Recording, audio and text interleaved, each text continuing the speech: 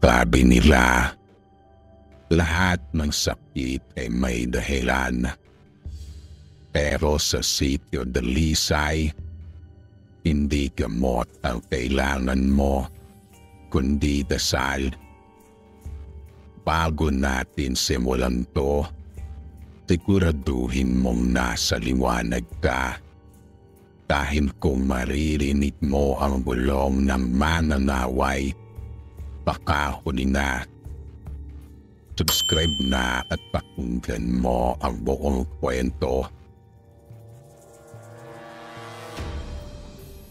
Matapos ang Bagyong Berta, ipinadala si Dr. Arvin Ilustre, isang bagong graduate na doktor sa probinsya, para tumulong sa health mission ng sitio Dalisay.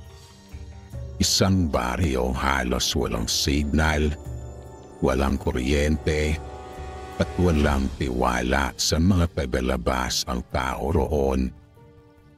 Pagdating niya, napansin niya kakaiba ang mga tao. Tahimik, para bang may itinatago. Lahat ay iwas makipagtinginan.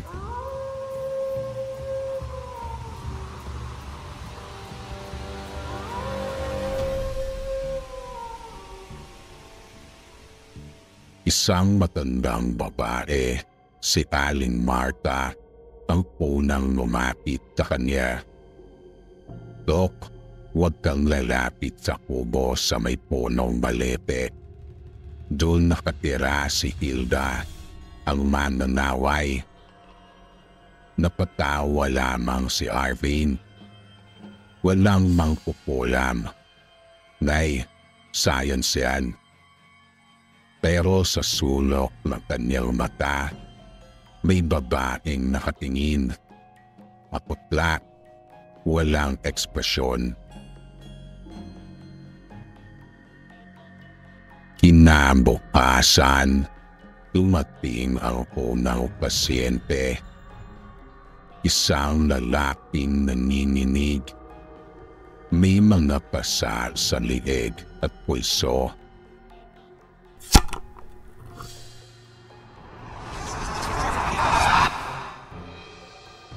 Anong nangyari sa'yo? Tambit ni Arvin.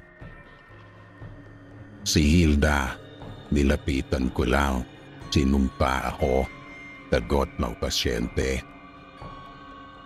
Habang tinitingnan ni Arvin ang pulso, bigla itong gumalaw. Para bang may kumipila mula sa loob. Nabitawan niya ang thermometer at mula rito, tumulo ang dugo. Pinuntahan ni Arvin si Kapitan Doro, ang leader ng baryo.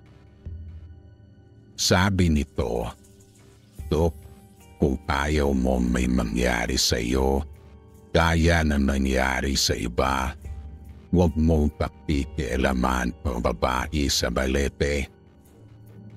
3 taon na ang nawawala tuwing kabilugan ng buwan.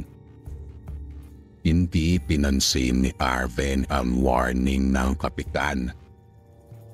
Science over superstition, sabi ni Arvin. Pero nang sumilip siya sa labas, nakita niya sa dulo ng kalsada si Hilda.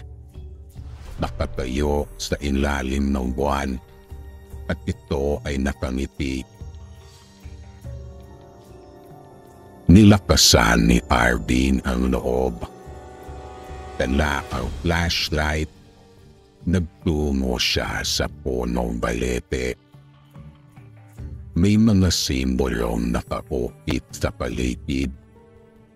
Lupa, mga garapon ng langis, buhok at pako. Nang ilawan niya ang isa, may mga mata sa loob ng garapon. Umagalaw.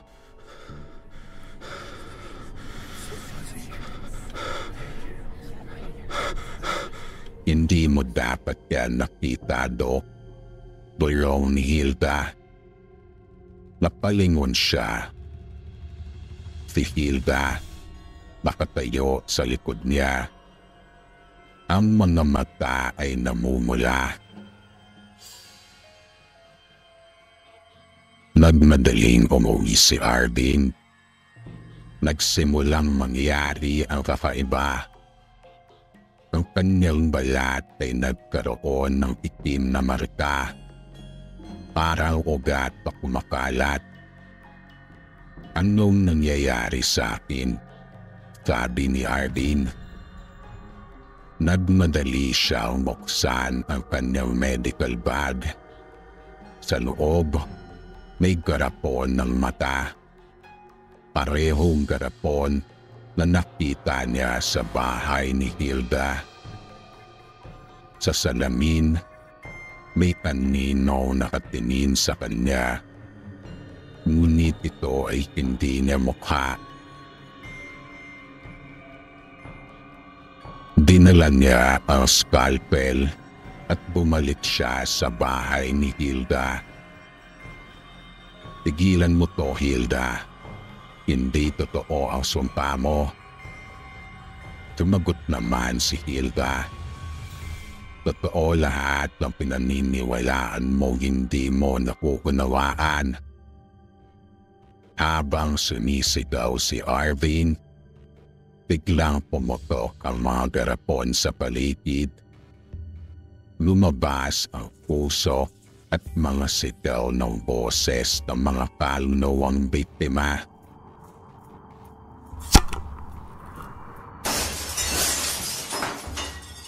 Kinabukasan, dumating ang health team. Wala na si Arvin. Ngunit may nakita silang bagong kubo sa tabi ng balete. Sa loob, mga garapon at isa roon nakalagay ang ID ni Dr. Arvin Ilustre.